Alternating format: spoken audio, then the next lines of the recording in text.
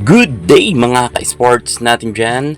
Akari Chargers handang-handa na makipagbardagulan sa paparating na VVL Reinforced Conference kung saan ang Zeus Coffee nga ay kasama sa unang game ng VVL Reinforced. Makakatapat nga ng Akari Chargers ang Zeus Coffee na isa sa mga kahit bagong team medyo may kalakasan na. At magaganap nga ang kanilang laban sa October 7, 4 p.m. yan ng hapon sa City of Dasmariñas Arena.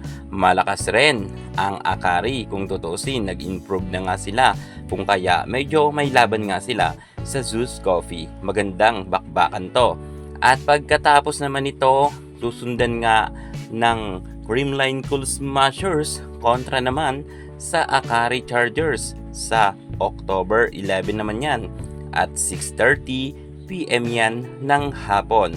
Magaganap pa rin yan sa City of Dasmariñas Arena. Medyo mabigat na kalaban ang Creamline Cool Smashers. Makailan beses na rin kasi nagharap ang Akari at ang Creamline, at kapag silang dalawa nga ang naghaharap, medyo tagilid nga dito ang Akari. Pero pumapalag na ngayon ang Akari, hindi kagaya noon. Lalo't malakas rin naman ang kanilang nakuhang import. At aabante naman tayo sa pangatlong laban ng Akari Chargers kung saan ang Cherry Tigo naman ang kanilang makakaharap. October 14 yan, 1:30 ng hapon sa Smart Araneta Coliseum naman ito magaganap. Ang Cherry Tigo ay isa rin sa mga masasabi natin malakas na rin ngayon.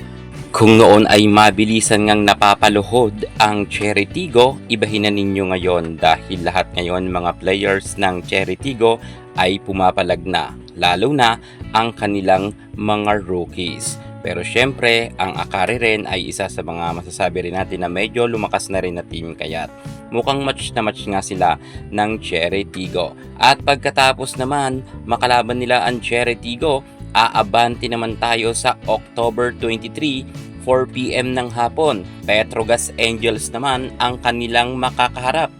Magaganap nga ito sa Philoil Eco Oil Arena kung saan ang Petrogas Angels isa sa mga pinaka-powerhouse ngayon at malakas na team, kung saan talagang dito mahihirapan nga ang Cherry Tigo na talunin ang Petrogas Angels.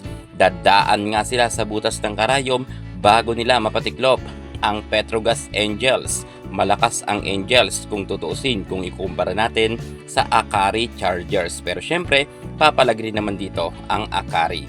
At aabanti tayo sa panglimang kanilang makakaharap, walang iba kundi ang Galleries Tower High Risers, kung saan sa October 28 naman yan, 1:30 ng hapon naman yan magaganap sa Philoil Eco Oil Arena pa rin yan.